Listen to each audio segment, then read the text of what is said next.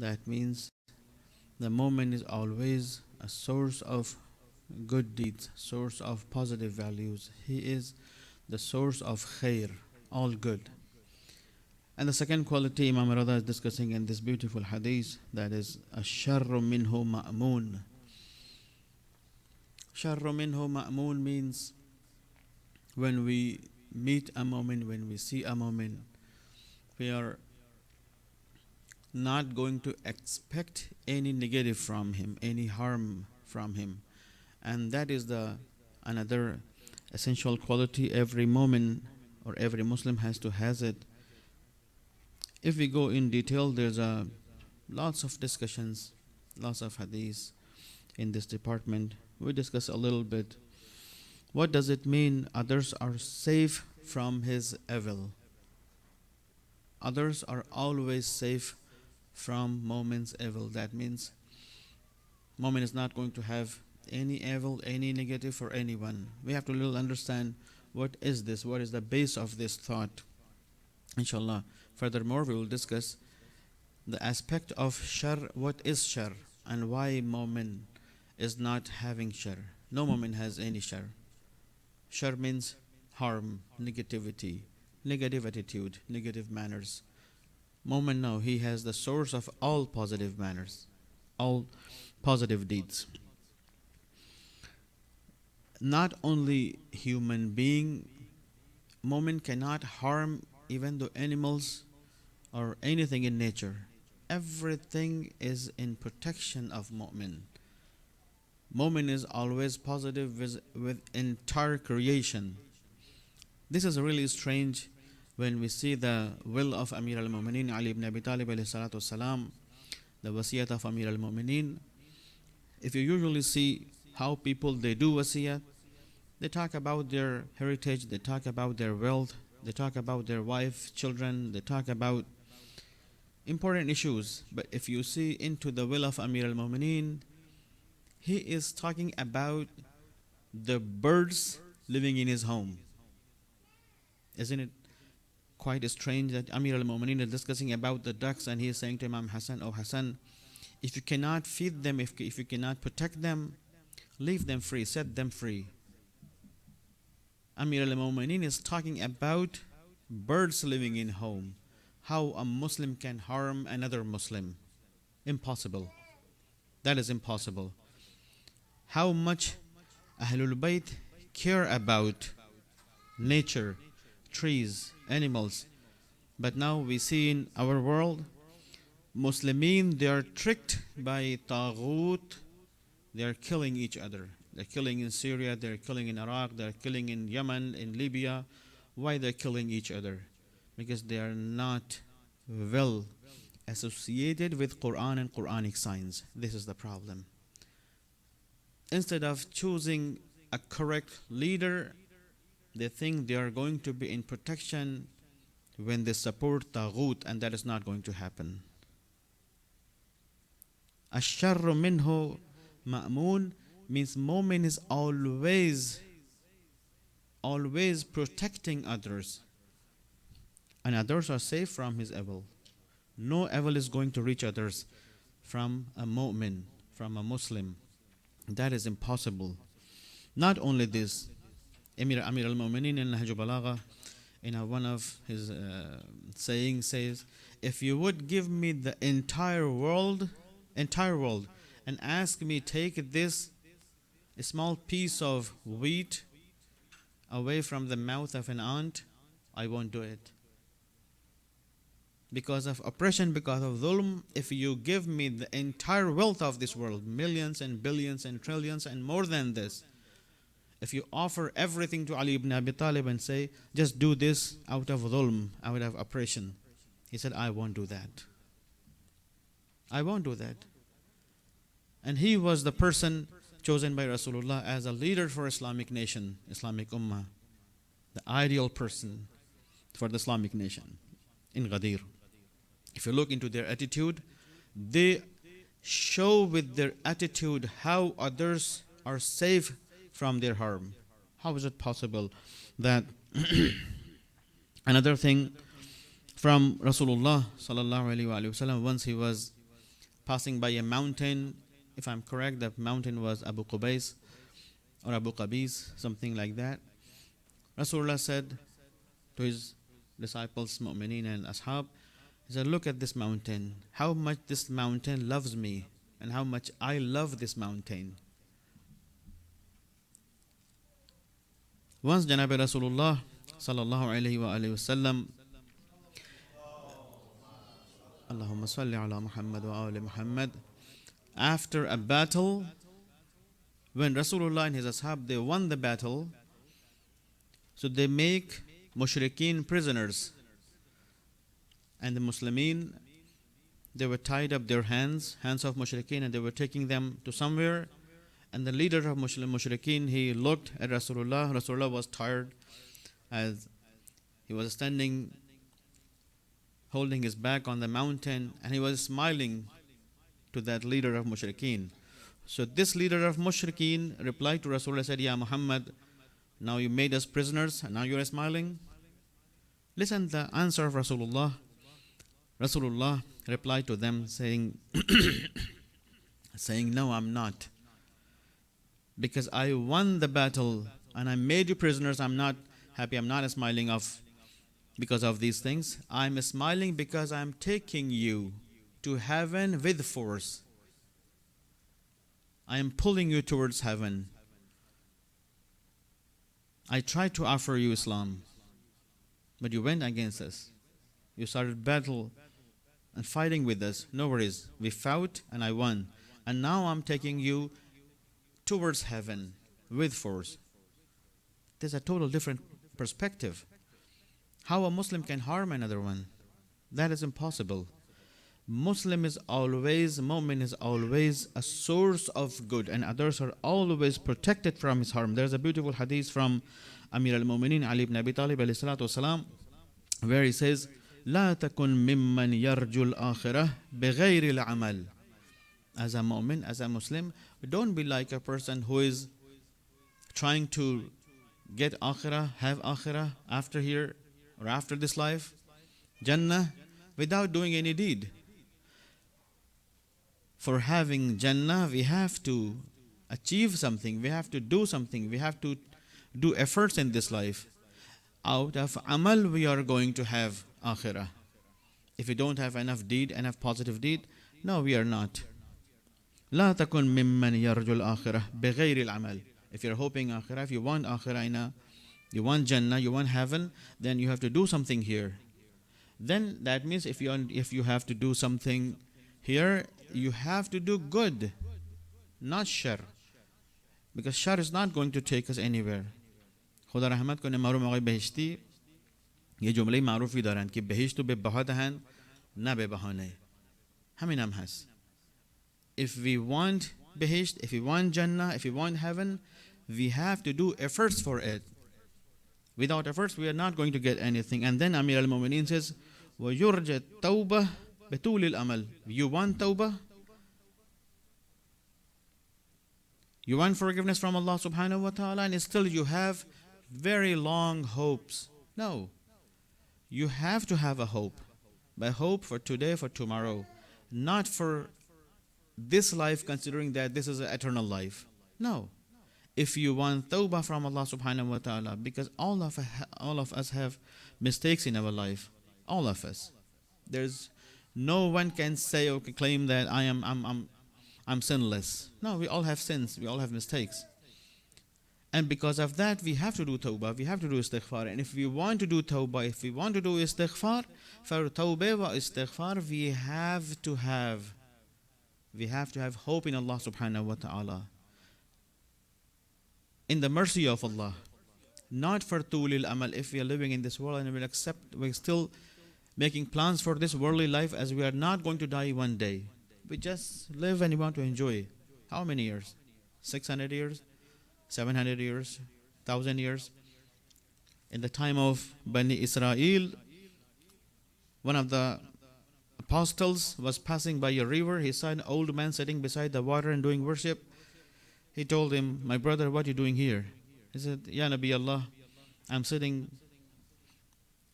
in the suburbs of the city, somewhere away from people, and I'm doing my ibadat. He said, what is this life? The Nabi Allah told him, what is this life?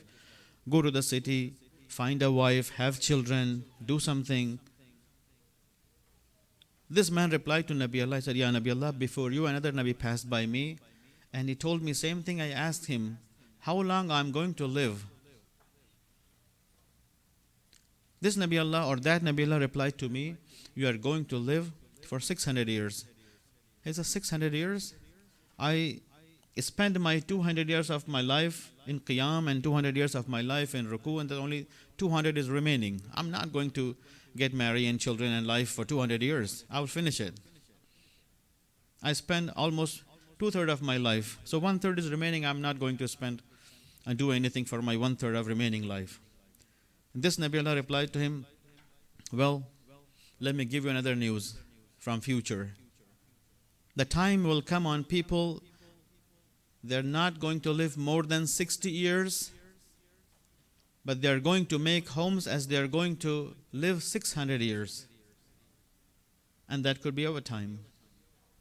Usually we make homes, we can live in those homes for 600 years, but we are not going to live more than 60, 70 years, and this is fact. So everything's about how we consider our life. Do we consider our life as eternal life? We are going to live here forever and there's a no end? And we're just busy with our own lives. My life, my family, my children, my wife, my husband, my family. Yes, priorities are priorities. And it is highly recommended in Islam, if you want to help someone, sadaqat, first you have to help your family and your family members. When they're done, then you have to move to others. There's no doubt. But as a Muslim society, as Islamic society, we have to think about each other. We have to think about each other. How is it possible that a Muslim is harming others, causing trouble for others? It's all about one thing. Because they don't know the philosophy of Nubuwwah. Quran is all about Tawheed, number one. And beside it, Quran says, say no to Taghut. Very simple. Imam Hussein said, I am going to establish or re-establish values of my grandfather Rasulullah and my father Ali ibn Abi Talib. And then he said, I am going to say no to Taghut. This is what we study, this is what we read in Ayat al-Kursi. When we say no to Taghut, then Allah is going to help us. Until the time we don't say no to Taghut and we are not following the path of Quran, we can be harmful to each other. But according to Imam Rida alayhi salatu wassalam, Ash-sharru minhu ma'mun, means mu'min is not going to have any harm to any other Muslim, to any other mu'min. And then Imam Ali says in this beautiful hadith, يقول في الدنيا بقول الزاهدين ويعمل فيها بعمل الراغبين. And there are people, if they want tawbah, if you want akhirah, how is it possible you talk about zuhud and taqwa and piety, but the amal is showing something else, deeds is showing something else.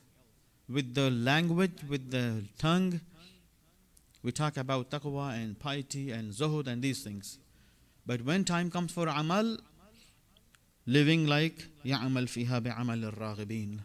We are living like people, they have deep interest in this worldly life. How is it possible?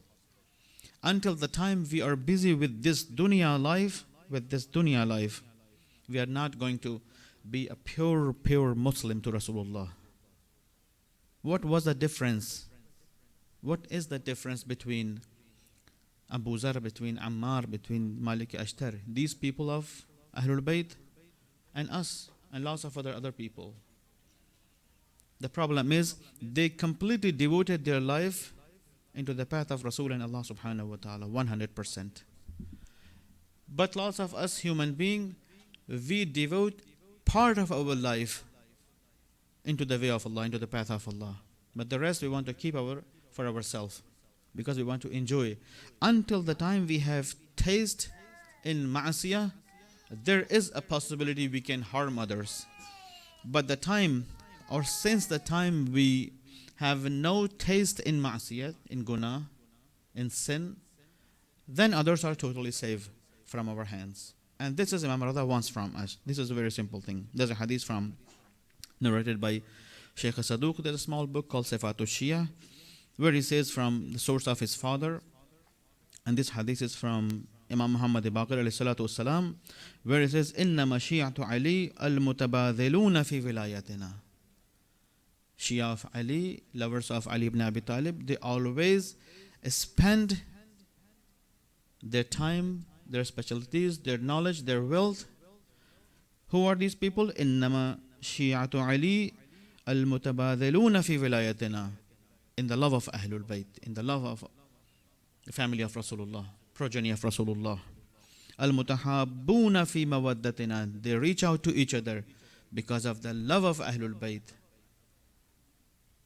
What is Ahlul Bayt? What does it mean? Why because of love of Ahlul Bayt? Because we have a common source. Ahlul Bayt are the common source of common values between us. And this is what Rasulullah wanted to say in Ghadir. O Muslimin, I am going to leave after me among you Quran and my progeny, my family, Ahlul Bayt alayhi salatu wasalam, very clearly.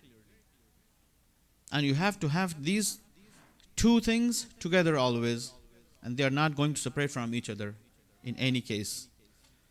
Quran and Ahlul Bayt alayhi salatu wasalam.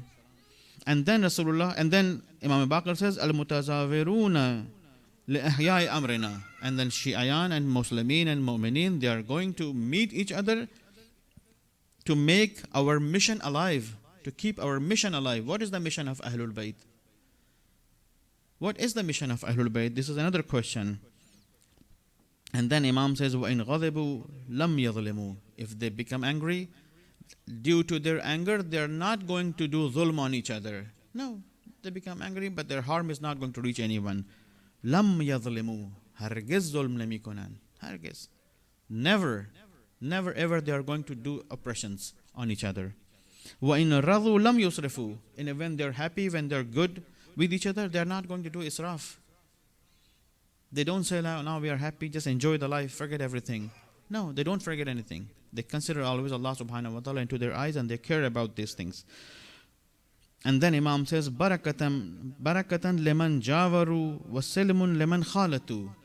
And Muslim is a barakah, is a mercy for his neighbor. We all have neighbors here. Are we known as mercy to our neighbors? Do others, they know us as source of mercy? If not, we have to think about ourselves. Asharru minhum ma'amun. That means harm of us is not going to reach anyone. It is not going to be, it's not possible. Like if you put a coin on the table, this coin is not going to move, neither to right side or nor to the left side, not front, not back. It is still. We human beings, we are not still. We are not still. We are a moving particle in this entire creation. We are a moving particle. If we are not moving towards good, by default we are moving towards negativities, towards negatives. So we have to be careful. We are not going to leave this steering out of relax. Yeah, I'm good. I'm a safe hand. So now just keep moving on and I don't care about anything. No. If you don't control yourself, this nafs, this shaitan, this worldly life will trick us and take us towards negatives. So we have to have hold on our life. And we have to keep driving, keep moving towards good deeds, towards khair. Because we are not still particles in this creation. We are in movement. So we have to look forward. To which direction we are moving? Are we moving to the direction of khair? If not, definitely we are moving towards the direction of shar. And if we are moving in the direction of shar, then how we are going to answer Allah subhanahu wa ta'ala after all these blessings we have in this life, in the day of Qiyamah, Allah is going to ask us, how did you do in this life? Where you spend your life? And then how we are going to answer Allah subhanahu wa ta'ala? We have to think on it. The solution, according to Amir al-Mu'mineen, is ألجئ نفسك في أمورك كلها إلى إلهك. Your umur, your works, take everything into the control of Allah subhanahu wa ta'ala. Don't say that, well, this part is good. This part is good. I'm good with Allah and I'm going with Allah and with Rasul and all that. But the rest of life, no, I will enjoy my life. No, it's not going to happen. Imam Ali is saying, ألجئ نفسك في أمورك كلها إلى إلهك. Take your entire umur, entire life, take it into the control of Allah subhanahu wa ta'ala. Say, oh Allah, this is my life and that's how I want to live. But my entire control is in your hand. Lead me and guide me. We can't say, no, 90% I'm good with Allah and 10% is my personal life. 98% is with Allah and 2% for me. So no, it's not going to happen. It's not going to happen. Either we are living in the territory of Allah subhanahu wa ta'ala or we are living into the territory of shaitan. So we have to take ourselves completely in whole into the territory of Allah. In the amount we are not into the territory of Allah, that means we are in the territory of shaitan, nafs, whatever you call it. Hawas, nafs, shaitan, shahwat, everything could be possibility. ألجئ نفسك في أمورك كلها إلى إلهك فإنك تلجثها إلى كهف حريز ومانع عزيز.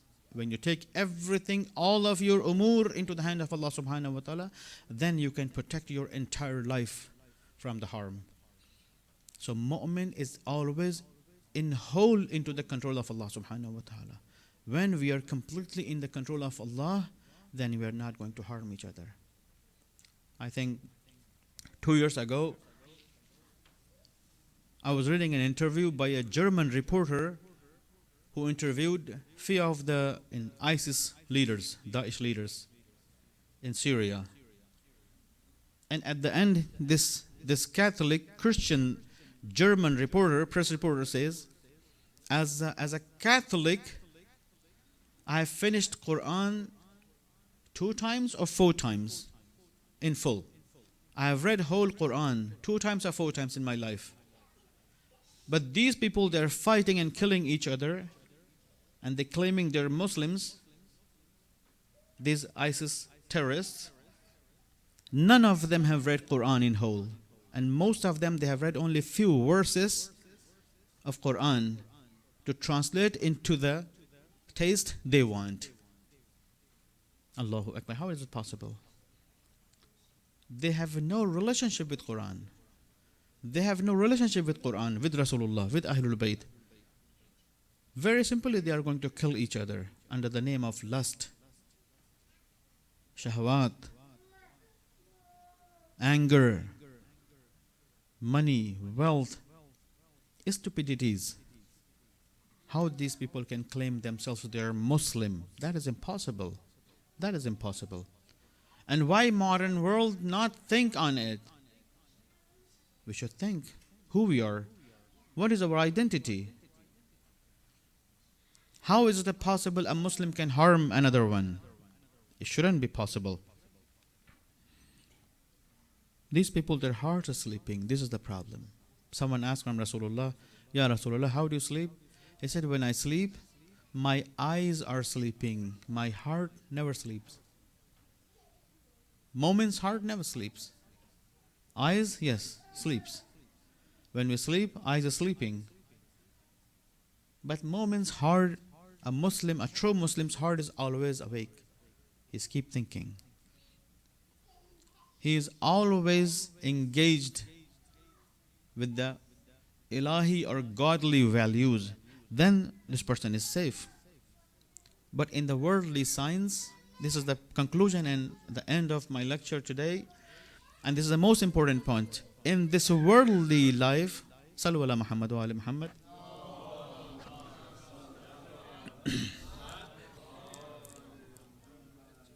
If you pay a little more attention, in this worldly life, what is khair and what is shar?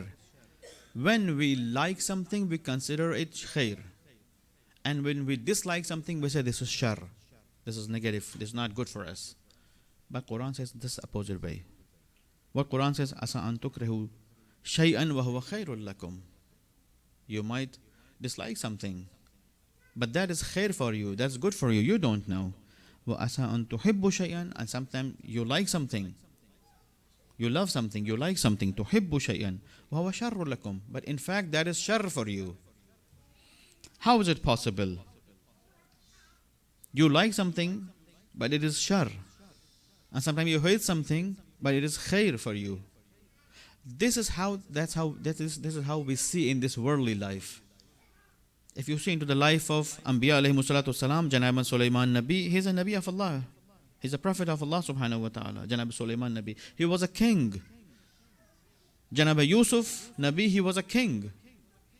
But if you go into the life of Janab Ayyub salamullah alayhi, Nabi of Allah, the apostle of God, but Janab Ayyub Nabi, he was always in trouble. He was in big trouble. To the extent he claimed to Allah subhanahu wa ta'ala, wa Ayyub idh nada rabbahu anni massanni ad-dhurr wa anta arhamur rahimin. Oh Allah, now I'm suffering with the problem. Help me, you are arhamur rahimin. So having luxurious life or not having a luxurious life is not the criteria of khair and shar. No, this is not. So what is khair and shar? Well, according to Quranic science, if I go in a sequence, Quran says, الَّذِي أَعْتَ كُلَّ شَيْءٍ خَلْقَهُ ثُمَّ هَدَى. Allah subhanahu wa ta'ala, He created everything and guided everything. Very simply. The guidance is path of khair. Very simple, full stop. When we are into the guidance of Allah subhanahu wa ta'ala, whether we are king or we are common, whether we are a millionaire or we are living very simple, we are having good business and we are not having good business, doesn't matter. This worldly life is not a criteria, never. So what is the criteria according to Quran? الَّذِي أَعْتَ كُلَّ شَيْءٍ خَلْقَهُ ثُمَّ هَدَى. Allah subhanahu wa ta'ala has created this entire creation and then He has guided us. He has guided this entire creation. So when we are into the path of guidance of Allah subhanahu wa ta'ala, we are into the path of khair. Otherwise we are not. So Mu'min does not consider his life when he is successful. He says, now I am in a khair. And when I'm sick, when I'm in trouble, so I'm in shar now. And due to this I'm going to harm others. No, that is not going to happen. That is impossible. And Mu'min always want to be and to remain into the path of khair, not shar. In the amount Mu'min always want to be disconnected from the entire creation and connected to Allah subhanahu wa ta'ala. And this is what we read in Munajat al-Sha'baniyah of Amir al-Mu'mineen and Rasulullah alayhi salatu wassalam, where they say, Ilahi habli kamal al-inqita'i ilayk. Ilahi habli kamal al-inqita'. Kamal al-inqita' yani, oh Allah, disconnect me from everything and connect me to yourself. I want to be disconnected from everything other than you. This is kamal al-inqita'. This is topmost level of disconnection. Mu'min is living here. Someone asked from Imam Jafar Sadiq alayhi salam, oh Imam, the way you describe your Shia, your follower, a Muslim, a good Muslim, where we are going to find these Muslims? These Mu'min. Imam said, they are living right among you, in the streets, on the roads, in your neighbor. Find them. If you think they are going to introduce themselves to you, it's not going to happen. You have to observe them. You have to know them.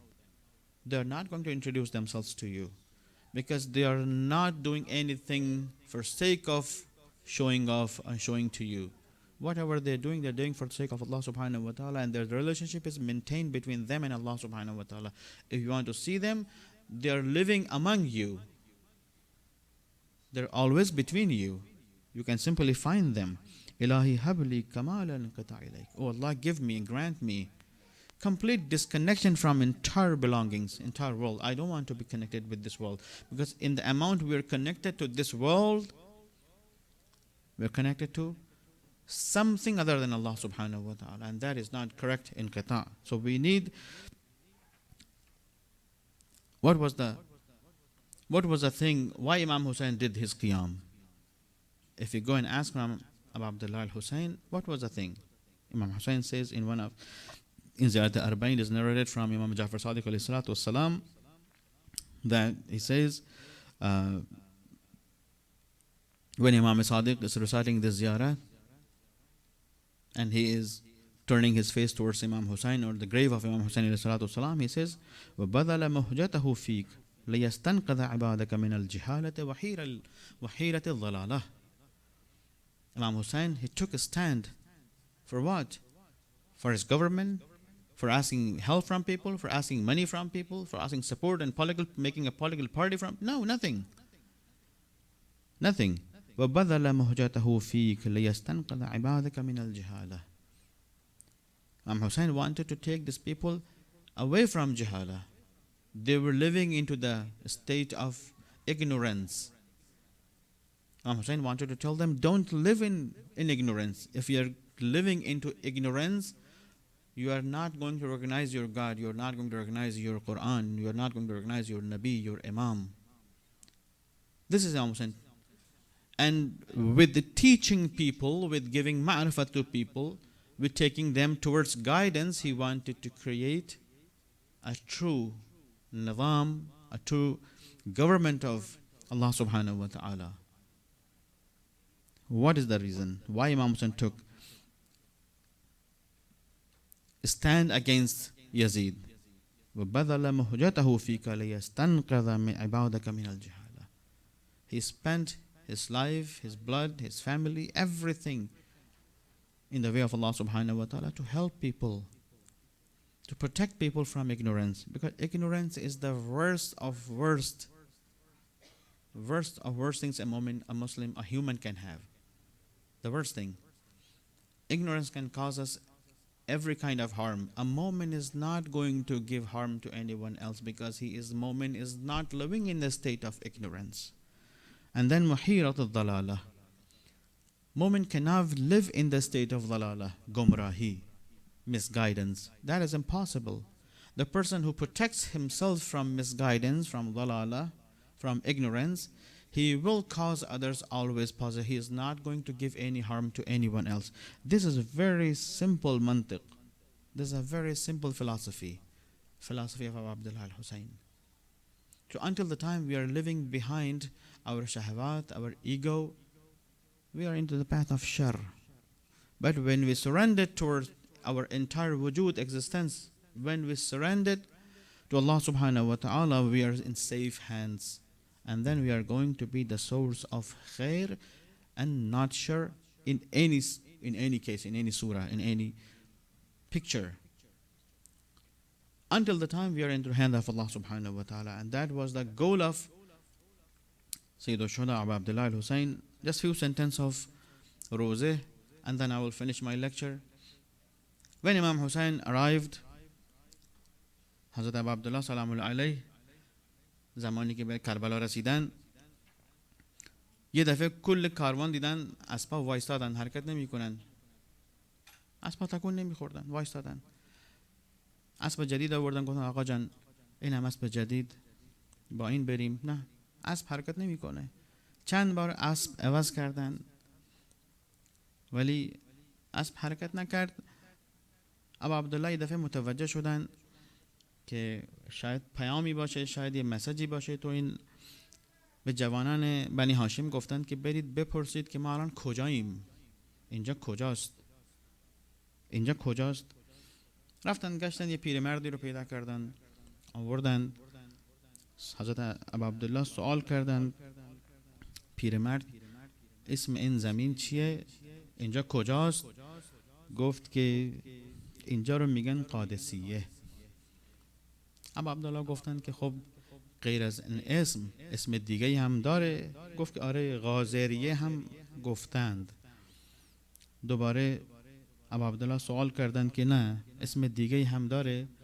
گفت که بله، اینجا رو شاطئ الفرات هم میگن، کناره فرات، ساحل فرات. گفتن خب بازم اسم داره؟ گفت که بله، اینجا رو نینوا هم میگن. انگار هنوز ابو عبدالله منتظره که اسم خاصی گفته بشه. گفتن نه، باز هم اگه اسم داره به من بگو. گفت که یا ابو عبدالله اینجا رو میگن کربلا. همین که ابو عبدالله اینو شنید رو به آسمون کرد، گفت بیایید پایین، همینجا خیمه بزنید.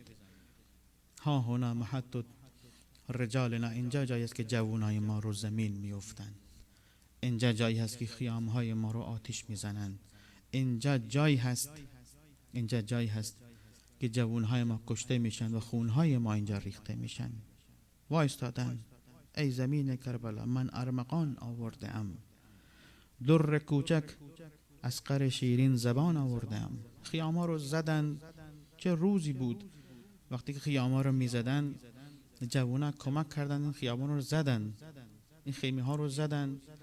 ولی بعد از چند روز چه اتفاقی افتاد؟ چه شد که همین زینب که میخواد از کربلا بره بعد شام غریبان، یه دفعه چرخید به طرف ساحل فرات نگاه کرد، به طرف گودال نگاه کرد. کجاین این جوانان که وقتی که ما اومدیم چادر ما رو زدن، به ما کمک کردن، ولی حالا هیچ کس نیست، همه شهید شدن. یه دفعه با حسرت نگاه کرد به طرف گودالی که ابا عبدالله اونجا شهید شده بود. صدا زد: وا حسینا، ای داداشم حسین، کجایی؟ صلی الله علیک یا ابا عبدالله، صلی الله علیک ایها المظلوم، صلی الله علیک ایها العطشان، السلام علی الحسین و علی علی ابن الحسین و علی اولاد الحسین و علی اصحاب الحسین.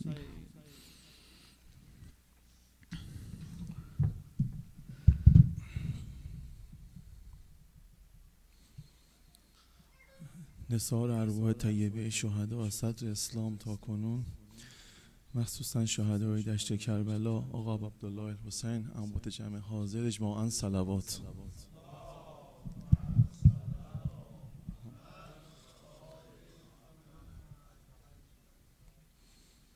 بسم الله الرحمن الرحیم. یا رحمان یا رحیم، اهل ولا چروی به سوی خدا کنند، اول برای یوسف زهرا دعا کنند. هر جای مجلس نشستی برای سلامتی آقامون امام زمان، اللهم کن لولیک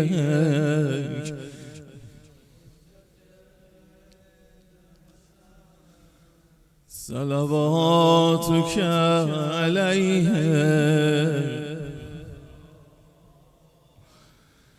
فی هذه الساعة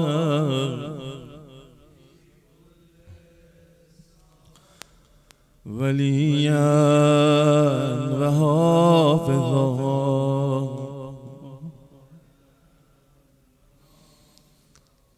و دلیلا و عینا